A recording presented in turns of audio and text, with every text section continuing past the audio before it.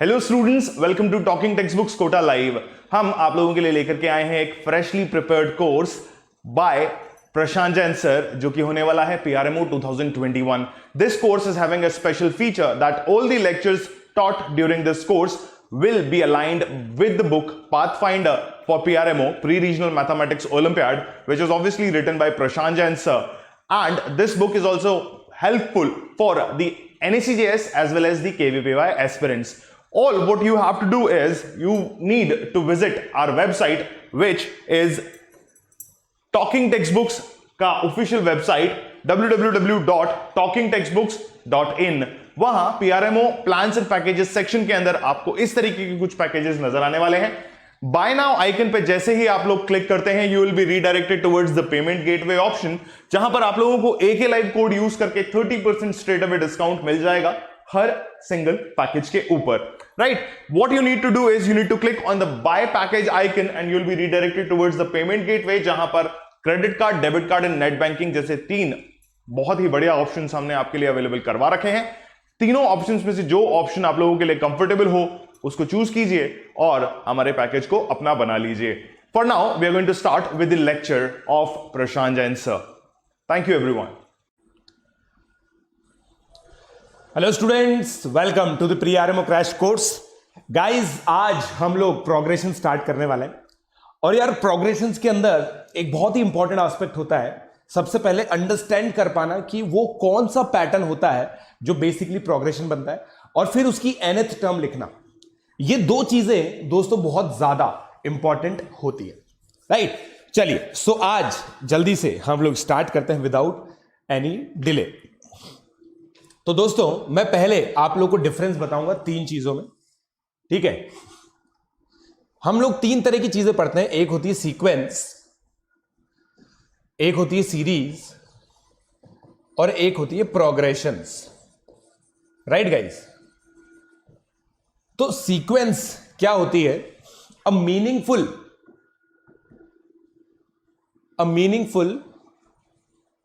Collection of numbers, है ना। Meaningful collection of numbers दोस्तों क्या होता है?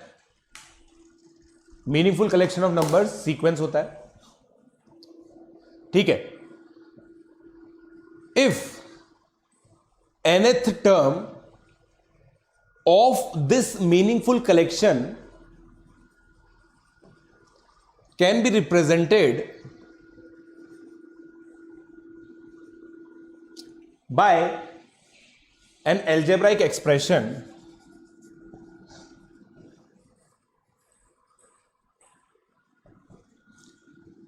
then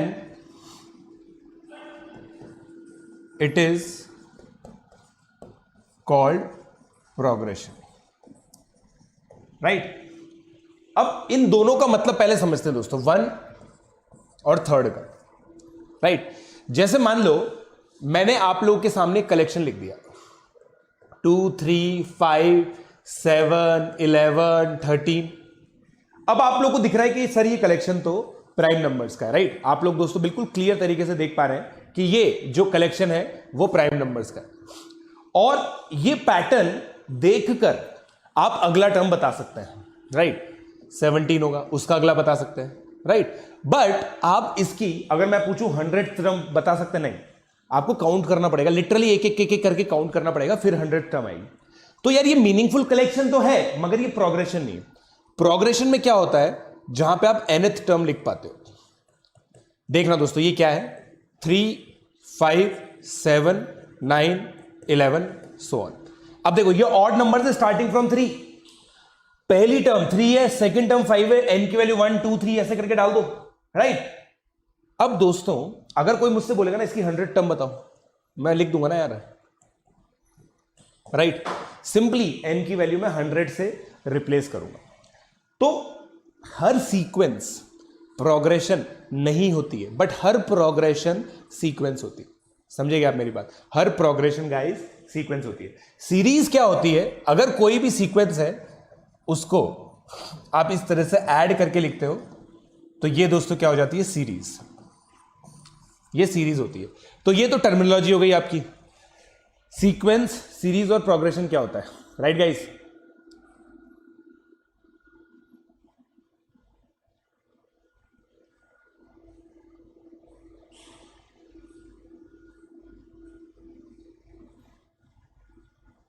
समझे?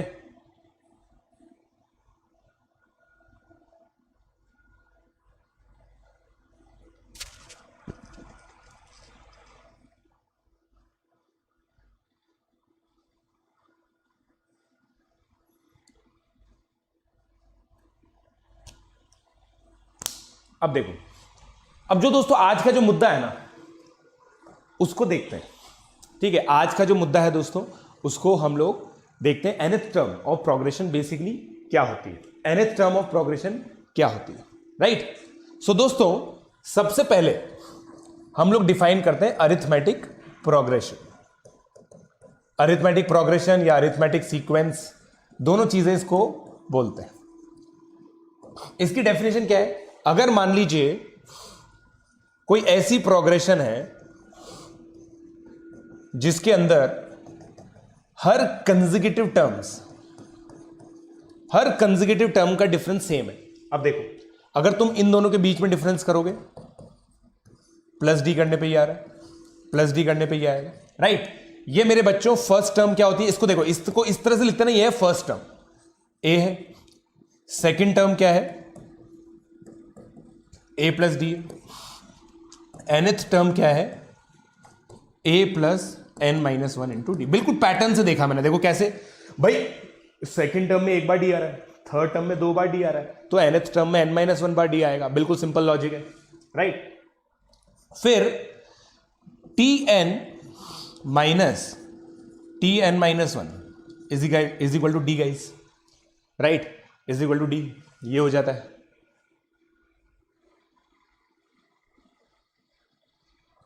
ना? tn minus one is equal to D.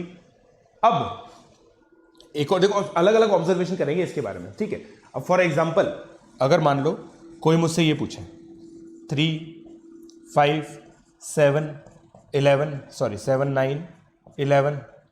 अब देखो, क्या मैं देख पा रहा हूं कि ये अरिथमेटिक प्रोग्रेशन है? देखो डिफरेंस 2 आ रहा है। तो दोस्तों nth टर्म लिखने का बहुत निंजा टेक्निक बता देता हूं। जो डिफरेंस है ना उसको n से मल्टीप्लाई करो, और अब जो ऐड करना है ना वो ऐसा नंबर होना चाहिए जिससे ये 3 बन जाए। तो देखो n की वैल्यू 1 डालो दोस्तों, 2 आ रहा है, 2 में क्या ऐड करने पे 3 बनेगा? 2n plus 1, right? तो ये nth टर्म होगी। बिल्कुल सिंपल तरीका है nth टर्म लिखने का। क्या बोला मैंने दोस्तों? देखो वापस से बताता हूं, जो मैंने बोला दोस्तों वापस से बताता हूं। मान लो मेरे पास ये 5, 9, 13, 17, राइट? nth टर्म कैसे लिखूंगा मैं? देखो डिफरेंस क्या है? 4, 4, 4, 4n तो लिख ही दूंगा। फिर n की वैल्यू 1 डालने पे 4 आया, मुझे चाहिए 5, क्या ऐड करना पड़ेगा? 1, राइट गाइस? तो ये मेरी nth टर्म हो गई, ये मेरी nth टर्म हो गई गाइस, राइट? ये मेरी nth टर्म हो गई, ठीक है? ये मेरी nth टर्म हो गई। तो ये एपी की nth टर्म है। इससे रिलेटेड काफी सारे क्वेश्चन है जो हम लोग करेंगे, ऐसी कोई बात नहीं है, हम करेंगे दोस्तों क्वेश्चंस, राइट? चलिए अब आगे बढ़ते हैं,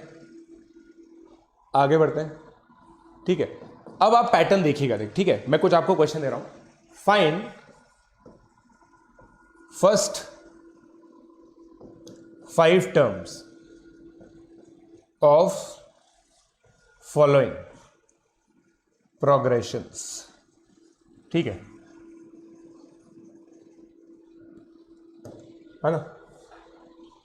फर्स्ट tn माइनस 1 की पावर n, n अपॉन 2 की power n। Second tn 3n square plus n plus 1। Third 2n plus 1 into 3 की पावर n। 5 टर्म्स लिखनी है आप लोगों को, सिंपल। n की वैल्यू सब्स्टिट्यूट करनी है। 30 सेकेंड्स में आपको दे रहा हूं।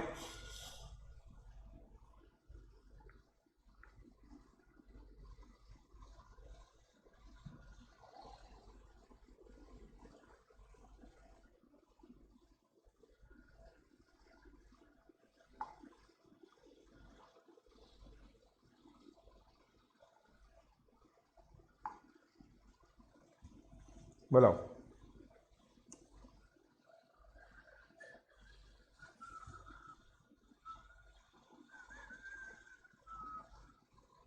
देखो अब मैं लिखता हूं भाई, देखते हो मैं देखता हूं मैं अपने आप मैं क्या इस केपेबल हूं कि मैं लिख सकूं। देखो T1 n की वैल्यू 1 डालेंगे, -1 की पावर 1 माइनस, राइट, T2 -1 की पावर 2 +1 हो गया into 2 upon 4, T3 same logic से -3 upon 8, T4 4 upon 16, T5 -5 upon 32। Right guys, right, simple आ गया। अब देखो n की वैल्यू 1 पे यहां पे 5, T2 कितना आ गया 2 डालो 12, 12 plus 3 15, T3 27, 27 plus 4 31, T4 48, 48 plus 5 53, ठीक है। T5 81 आएगा क्या, देखें क्या, 75, 75 प्लस 6 81, राइट, 5 टर्म्स लिखिए।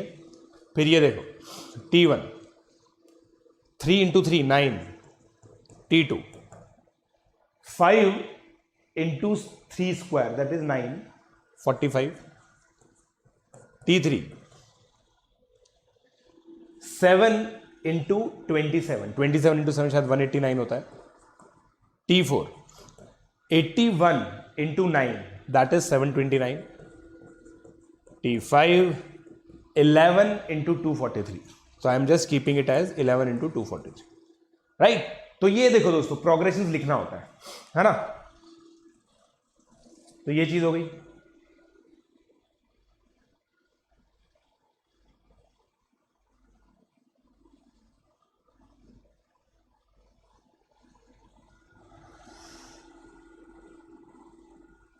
डन गुइज।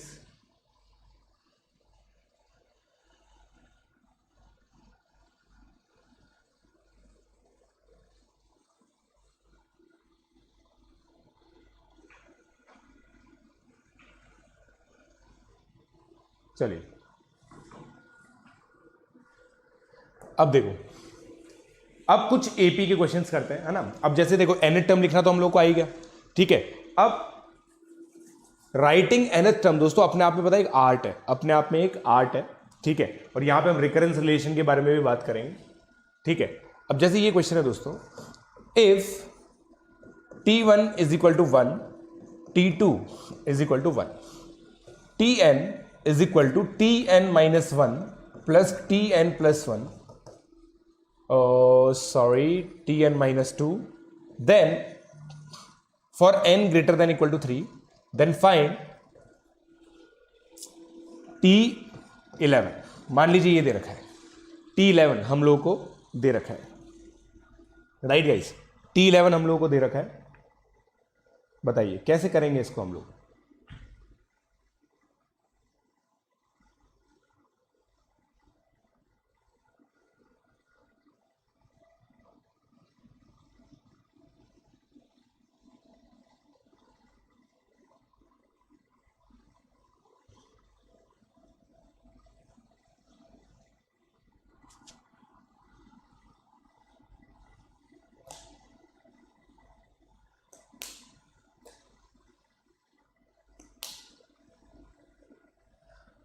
बताएं।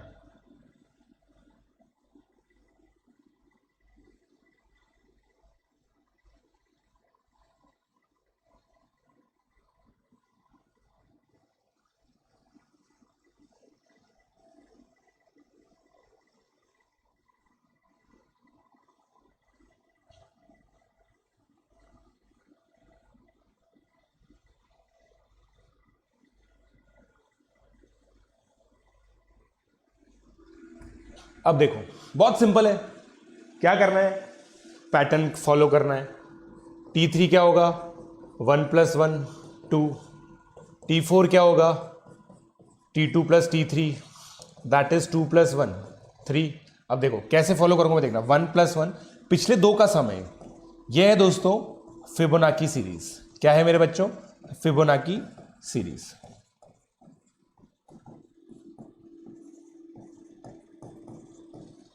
First, second, third, fourth, fifth, six, seventh, 8, 9, 10th, 11th term ये होगी, राइट। ये आपकी 11th टर्म होगी। पिछले दो का सम, पिछले दो का सम किया हम लोगों ने, राइट गाइस। तो ये बहुत इंपॉर्टेंट एक रिलेशन होता है, तो प्लीज इसको आप जल्दी से नोट कर लीजिए। इसको बोलते हैं फिबोनाची सीरीज। फिबोनाची सीरीज बोलते हैं दोस्तों इसको, राइट। फिबोनाची सीरीज, इसको दोस्तों फिबोनाची सीरीज बोलते हैं।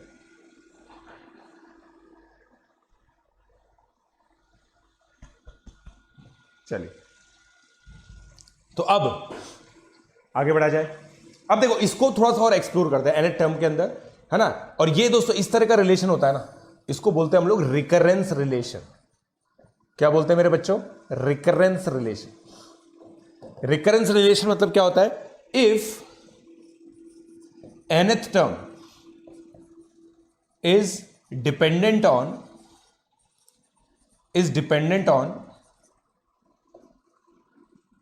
n minus 1th or earlier terms, then that expression or that relation is called recurrence relation, right. बहुत सिंपल है, बहुत सिंपल है गाइस, है ना।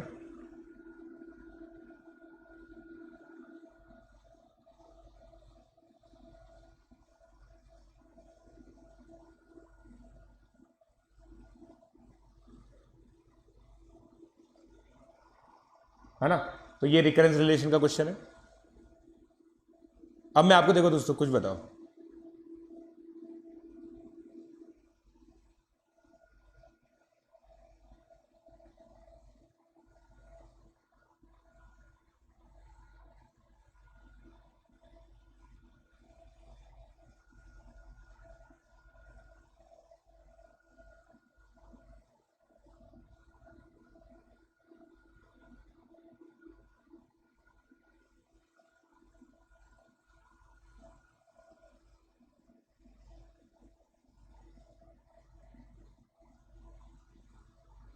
ठीक है।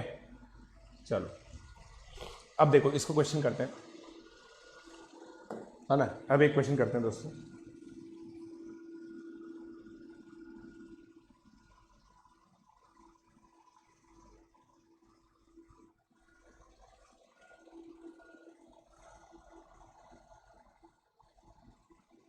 एक मिनट रुकना। देखो, let t1 is equal to 1, t2 is equal to 1, tn is equal to remainder when tn minus 1 plus 2tn minus 2 is divided by 8. Find t 2000th term आप लोगों को निकालनी है। मान लीजिए ये क्वेश्चन, ठीक है, मान लीजिए ये क्वेश्चन है।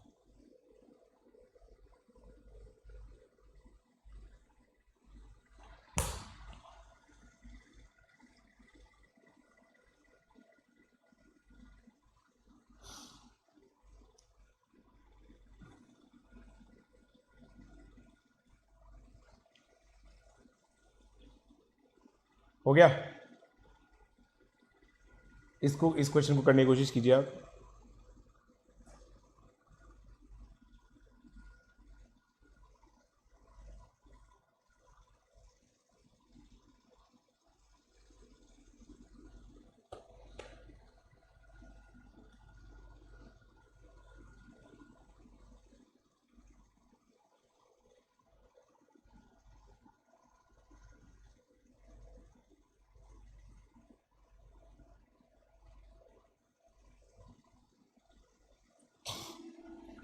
ठीक है, चलो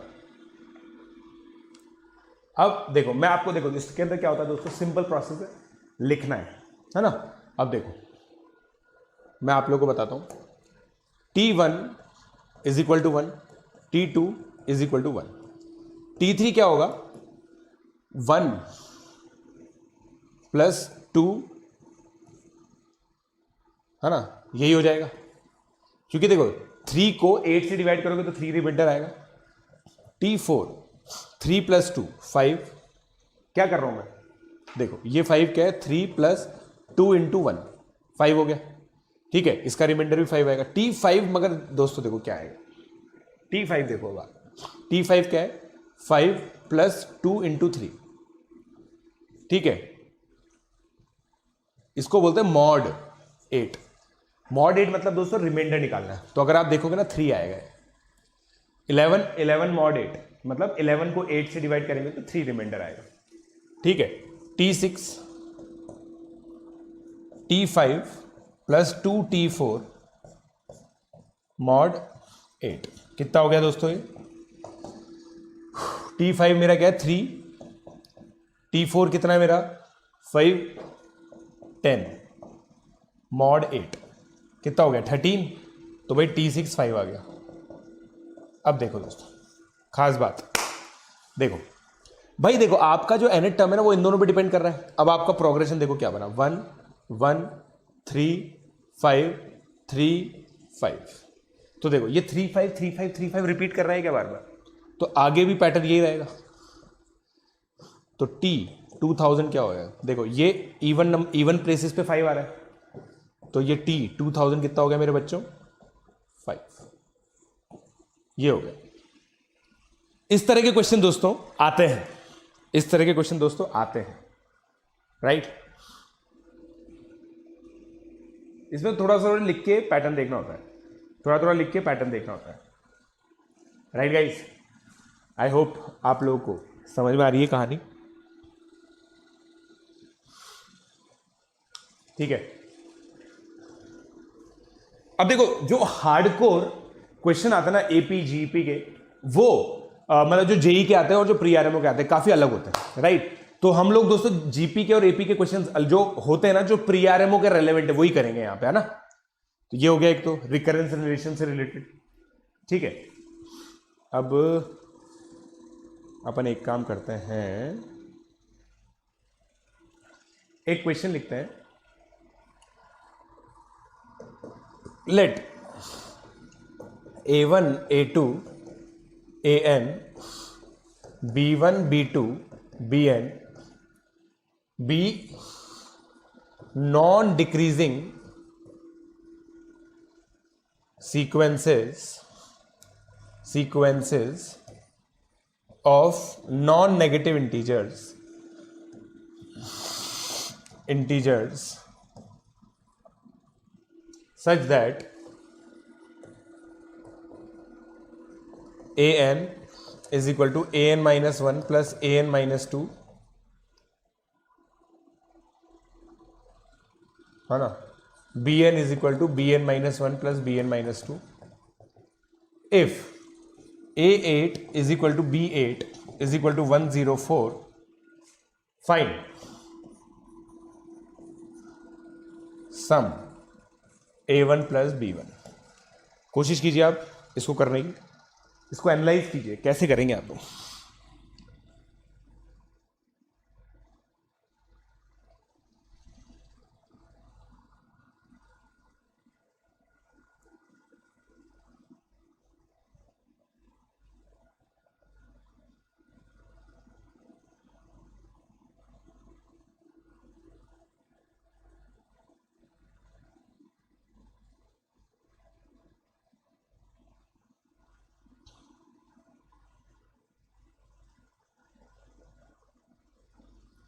हो गया गाइस,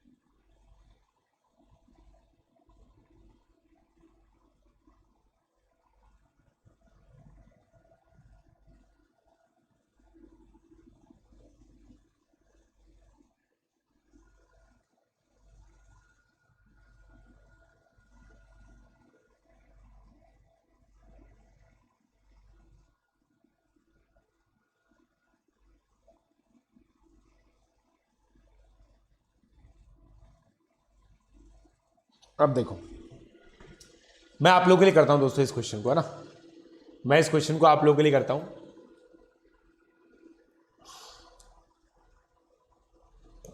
है ना। अब देखो दोस्तों, आप सोच के देखो, आपको A8 को A1 और A2 के टर्म्स में लिखना है। तो देखो, ये A1 है, ये A2 है, ये, इसको अपन एक काम करते हैं दोस्तों, इसको अपन A B मानते हैं, या फिर एक काम करते हैं, इसको PQ मानते हैं। क्या कर रहा हूं मैं दोस्तों, मैं पहली जो सीक्वेंस है ना दोस्तों वो लिख रहा हूं, राइट। यही 1 2 3 4 5 3P + 5Q 5P + 8Q 1 2 3 4 5 6 7 फिर 8 8P + 13Q। तो दोस्तों 8P + 13Q मुझे 104 दे रखा है। अब समझना आप मैं क्या करूंगा यहां पे। अब दोस्तों समझना आप लोग मैं क्या करूंगा, ये एक मैंने AI वाली जो प्रोग्रेशन है ना वो लिखी है। अब मैं BI वाली लिखूंगा दोस्तों, तो सेम लॉजिक से R और S अगर मैं लूं तो मेरा 8R + 13S भी 104 आ जाएगा, राइट।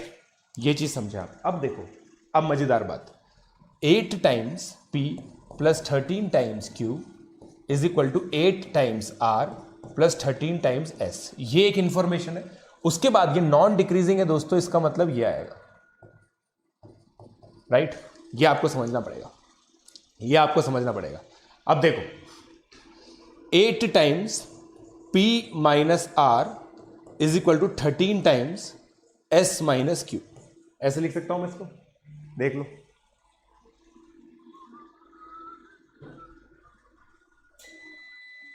राइट गुइस, राइट, समझ में आई आपको बात। अब देखना,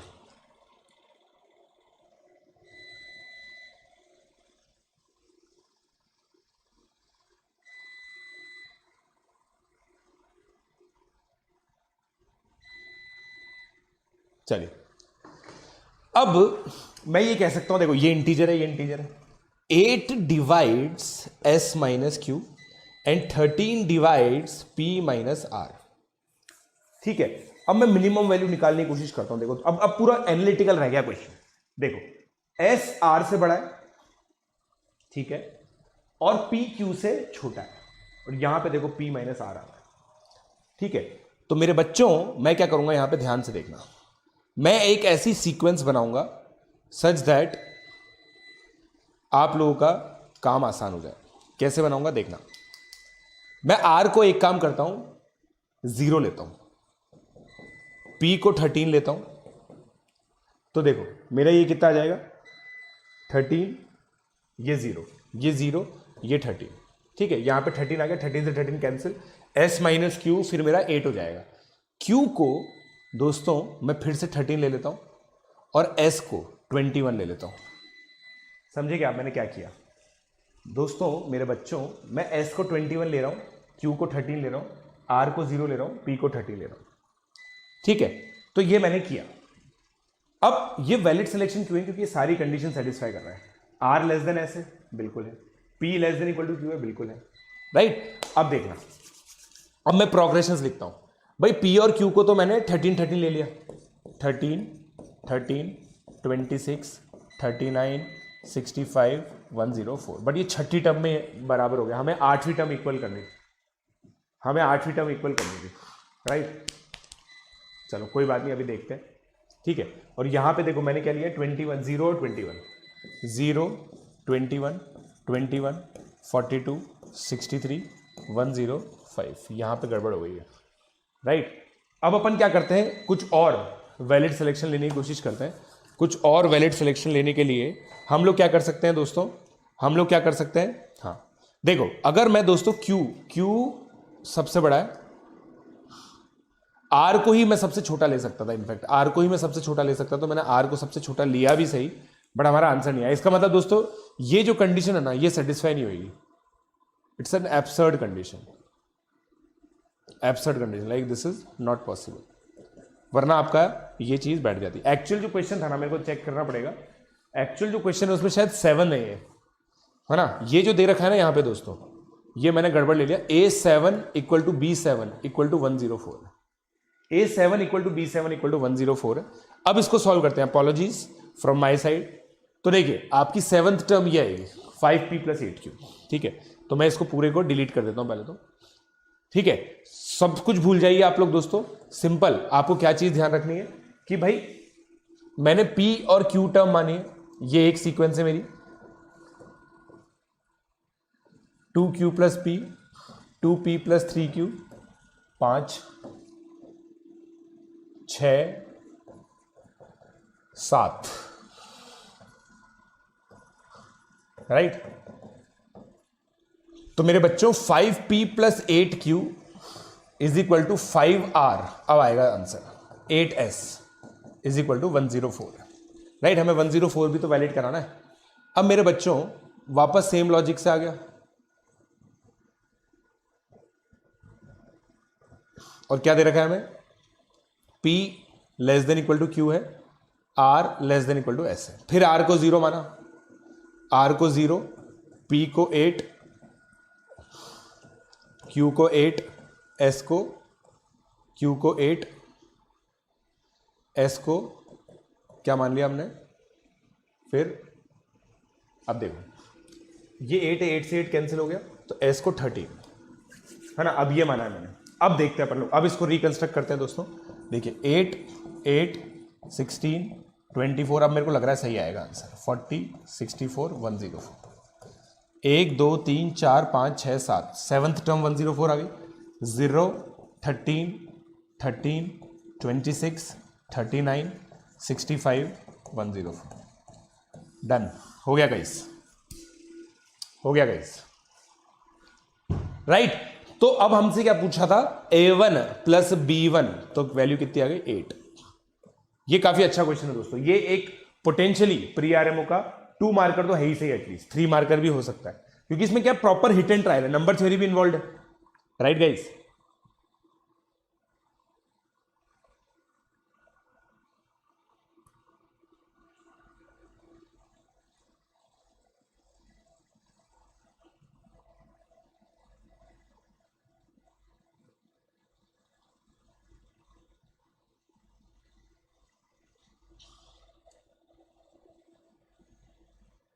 राइट।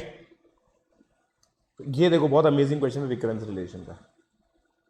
टाइम लग सकता है सोचने में इसको, बट हो जाएगा। चलिए अब आगे बढ़ते हैं।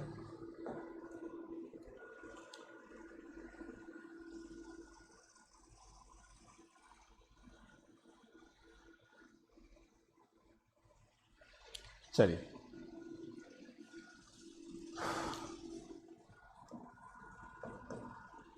अब एक और क्वेश्चन लेते, देखिए अब देखिए ना, एपी की टर्म से रिलेटेड, ठीक है।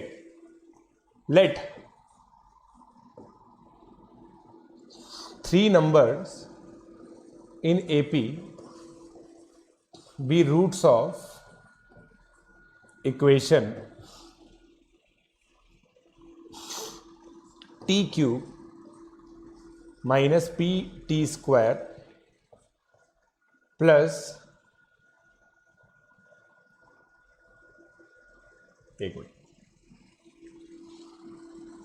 3pt square, right. एक मिनट रुकना,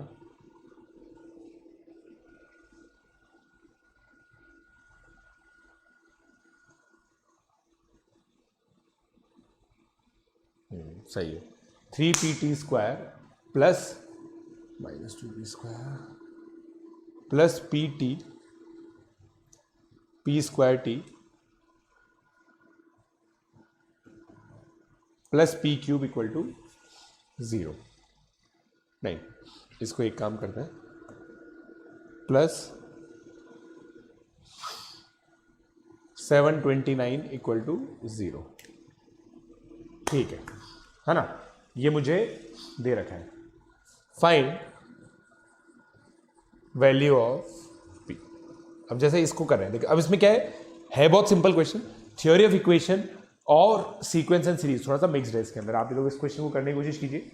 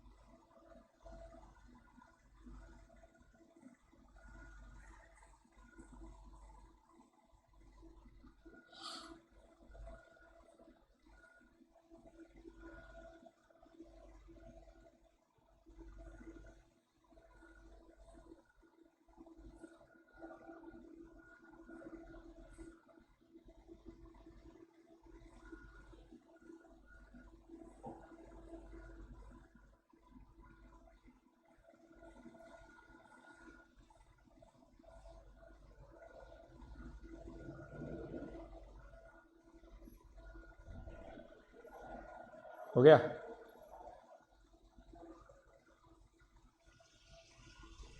अब यही देखो, अब देखना दोस्तों, दो 3 नंबर एपी में alpha plus beta plus gamma, ये सम ऑफ रूट्स हो गया। अब देखो दोस्तों, ये 3 एपी में ना, तो यहां पे क्रिटिकल चीज है जो हम लोग को पता होनी चाहिए।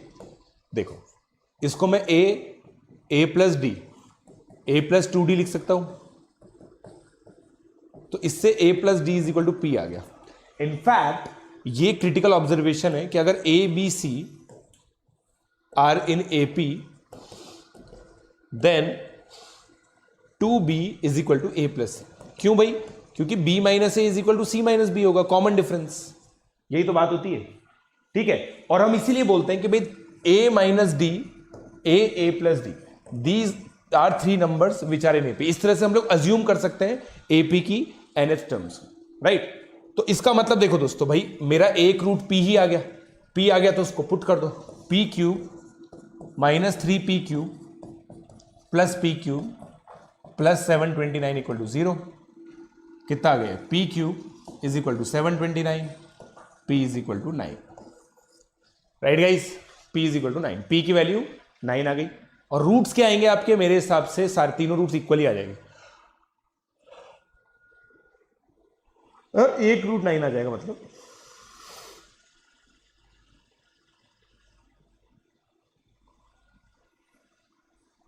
राइट,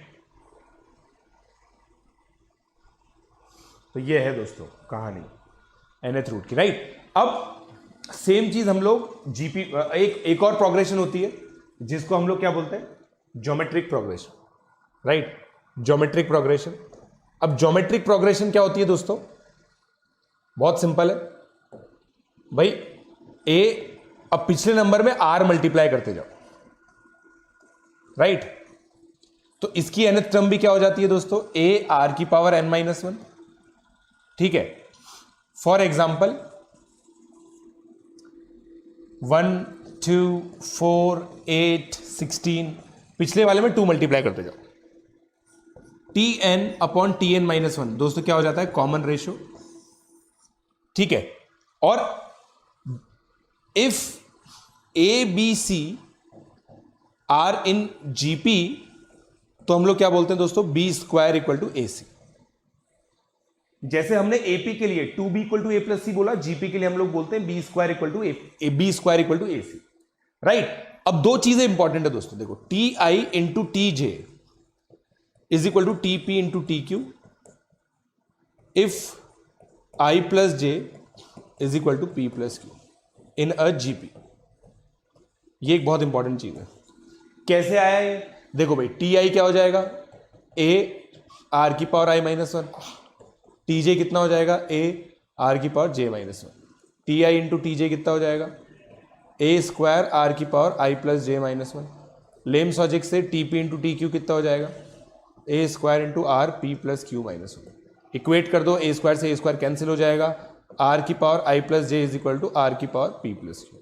अब ये कब होगा? या तो आर की वैल्यू 1 हो जाए और I plus J is equal to P plus Q हो जाए। इस केस में दोस्तों देखो, कांस्टेंट जीपी आ जाएगी आप, है ना, कांस्टेंट जीपी आ जाएगी। तो ये इंपॉर्टेंट है दोस्तों। बट देखो, अगेन मैं बोल रहा हूं, प्री आरएमओ के अंदर अलग तरीके आती है, जो हार्डकोर प्रॉपर्टीज होती है ना एपीजीपी की, वो मैं नहीं करवा रहा आप लोगों को, that is out of this scope, उतनी रिक्वायर्ड भी नहीं है। बस आप लोगों को बेसिक डेफिनेशंस पता होनी चाहिए ताकि आप लोग उनको इंप्लीमेंट कर सको, राइट। ये ज्योमेट्रिक प्रोग्रेशन की nth टर्म हो गई।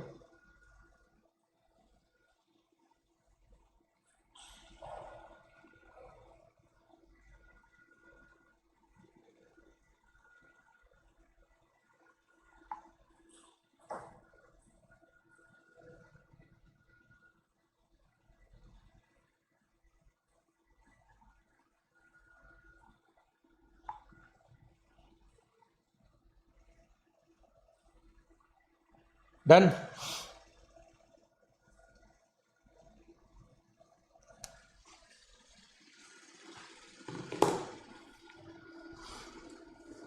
चलो अब देखो,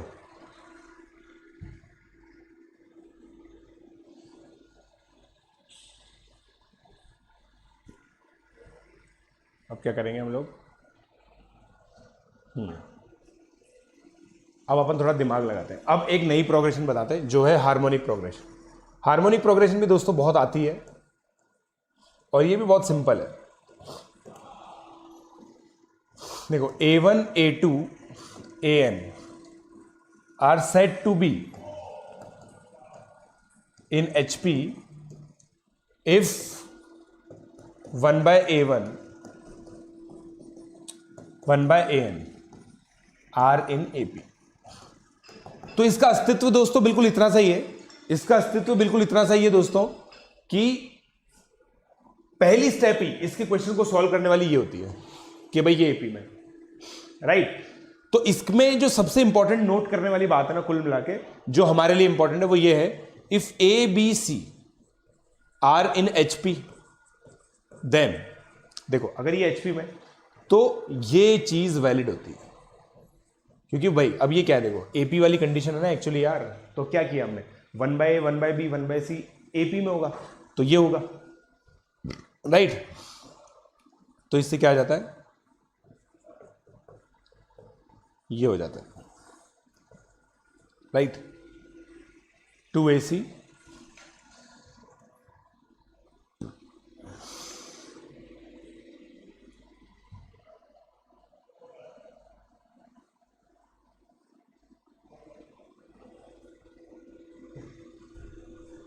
डन।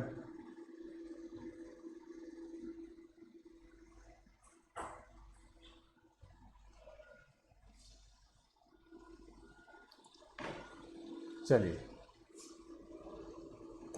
अब आगे बढ़ते हैं, अब आगे बढ़ते हैं guys, right.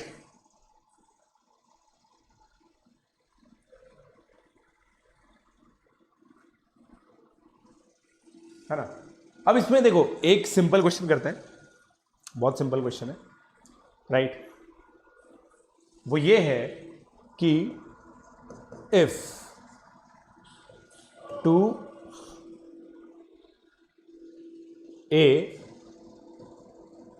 B 6 are in HP, है ना।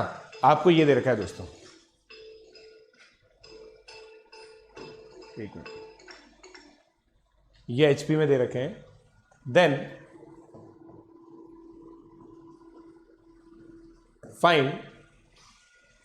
फाइंड रिलेशन, बहुत सिंपल दे रहा हूं मैं ना, बिटवीन A एंड B, बहुत सिंपल सी चीज है। तो इसके अंदर दोस्तों क्या करना है, हम लोग को AP वाली कंडीशन लगानी है। देखो ये AP में, राइट, ये AP में, तो हम लोग दोस्तों ये कह सकते हैं 1 by A plus 1 by B is equal to 1 by 2 plus 1 by 6, ठीक है। ये मैं कह सकता हूं, इनफैक्ट मैं ये कह सकता हूं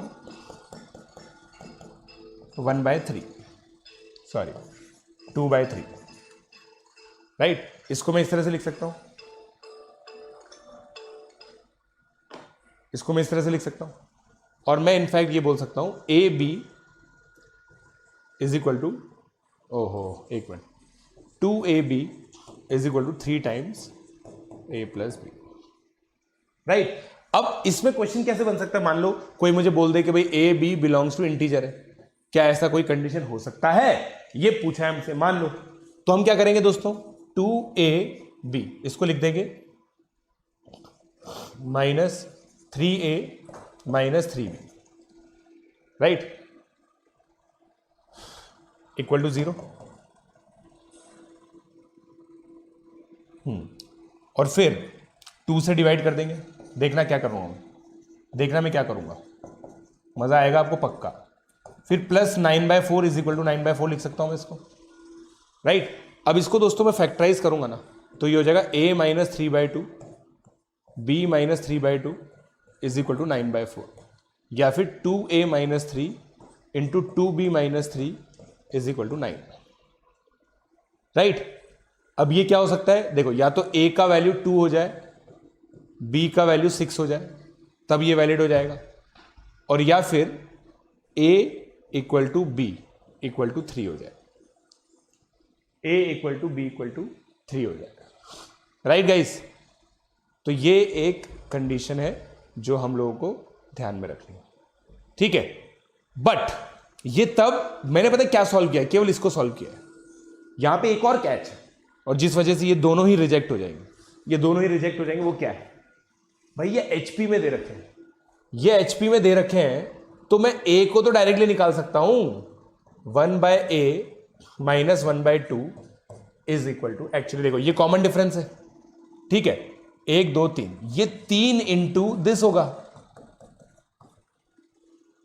मतलब 1/3 टाइम, सॉरी भाई ये क्या देखो, इसमें डी ऐड करने पे ये आएगा, डी ऐड करने पे ये आएगा, डी ऐड करने पे ये आएगा, तो 3 डी ऐड करने पे 1/6 आता, 1 डी ऐड करने पे ये आता, तो ये 1/3 हो गया। अब इसको कैसे लिखेंगे दोस्तों, तो 1/a कितना हो गया, 1/2 है ना, 2 - 6 - 4 -1/3 -1/9 आ गया, तो a कितना हो गया 7/18, तो a की वैल्यू 18/7 आ गई। यूनिक वैल्यू आएगी, समझे क्या, यूनिक वैल्यू आएगी। तो इसमें अगर आपने दोस्तों ये कंडीशन मिस कर दी ना, तो आपका a और b नहीं निकलेगा, गलत निकल जाएगा, ये सारी कंडीशन रॉन्ग।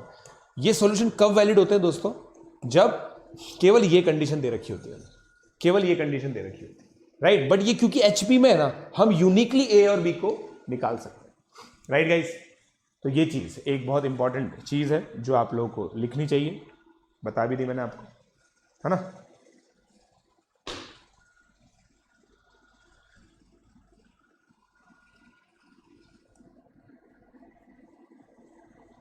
चलिए आगे बढ़ते हैं हम।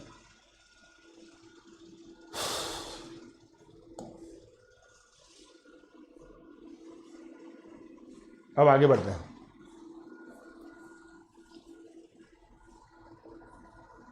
क्वेश्चन, हाँ अब ये क्वेश्चन देखते देखो है ना, find nth term of the sequence. अब देखना दोस्तों, एक पैटर्न बताऊंगा मैं आपको, 2 10 3 68 130 222। अब इसको, इस पैटर्न को समझने की कोशिश करते हैं, आप लोग ट्राई कीजिए पहले, फिर मैं आपको बताऊंगा।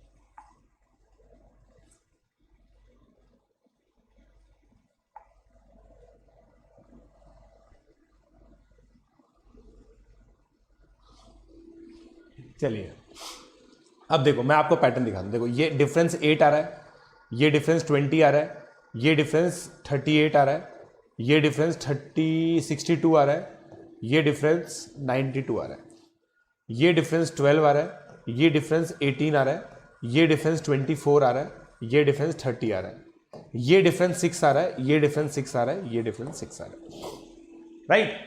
अब देखो दोस्तों, ये एक अलग थियोरी है, और मेरे को लगता है कभी ना कभी शायद पूछी जा सकती है प्री आरएमओ के अंदर। थियोरी क्या है कि भाई जितने लेवल पे हमारा डिफरेंस सेम आता है, जैसे देखो आपकी एपी है, एपी ये होती है, एक बार में ही डिफरेंस सेम आ गया, है ना, तो इसको हम एक लीनियर पॉलिनोमियल से रिप्रेजेंट करते हैं। एक जगह पे आ गया तो लीनियर पॉलिनोमियल। तो अब ये देखो 1 2 3 बार में आ रहा है, तो इसको दोस्तों हम लोग रिप्रेजेंट करेंगे क्यूबिक से, राइट। हमेशा ये होता है, अगर ये पैटर्न आ गया ना दोस्तों आपका कि भाई 3 बार में डिफरेंस सेम आ रहा है, तो दोस्तों 3 बार में 3 डेप्थ पे डिफरेंस सेम आ रहा है, तो ये क्यूबिक पॉलिनोमियल होगा।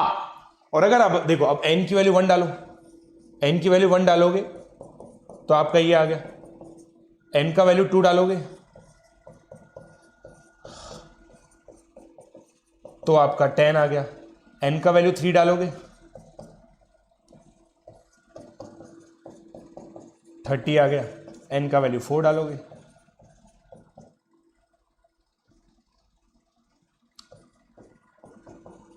है ना। अब देखो, अब इन चारों को सॉल्व कर लो। आप चारों को सॉल्व करोगे ना, वैसे देखो दिख रहा है, देखो 8 + 2 10, 27 + 3 30, 64 + 4 68, a + c 2। तो a और c की वैल्यू 1 ले लो, b और d की वैल्यू 0 ले लो, तो आपकी nth टर्म n³ + n आ गई। nth टर्म आपकी n³ + n आ गई। अब देखो इसको वेरीफाई करते हैं कि ये सही है या नहीं। 4 में तो वेरीफाई हो ही नहीं। अब t5 निकालो, देखो भाई 130 आ रहा है क्या, सही है। t6 निकालो, 6 की पावर 3 + 6 222 आ रहा है, बिल्कुल वैलिड है, बिल्कुल वैलिड है। अब कोई मुझसे अगर 100th टर्म पूछेगा, मैं निकाल दूंगा, राइट। 100th टर्म पूछेगा तो निकाल दूंगा ना यार, राइट। ये हो जाएगी, डन। तो ये है दोस्तों कहानी, राइट। सो आई होप आप लोगों को दोस्तों nth टर्म का लेक्चर पूरा समझ में आया। बेसिकली ब्रॉडली हम लोगों ने एपी, जीपी, एचपी के जो nth टर्म है उनके बारे में चर्चा की, उनकी थोड़ी बहुत प्रॉपर्टीज देखी जो प्री आरएमओ से रेलेवेंट है, और रिकरेंस रिलेशन के बारे में चर्चा की, राइट। सो दोस्तों इसी तरह से हमारे वीडियोस को देखते रहिए और इस कोर्स को लाइक करते रहिए। धन्यवाद।